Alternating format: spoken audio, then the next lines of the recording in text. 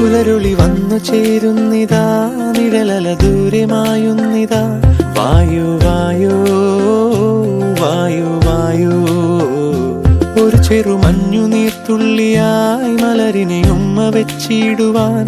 വായു വായു വായു വായു, ഇനി മണ്ണിലെ പുതുവർണ്ണങ്ങളിൽ വിരലോടിച്ചു ലാളിച്ചു പൂങ്കാറ്റുപോ. പുലരുളി വന്നു ചേരുന്നിതാ, നിഴലല ദൂരമായുന്നിതാ. വായു വായു വായു വായു. നല്ല കാച്ചാണല്ലോ. ഇന്നെന്തോ നല്ല വിശപ്പ്.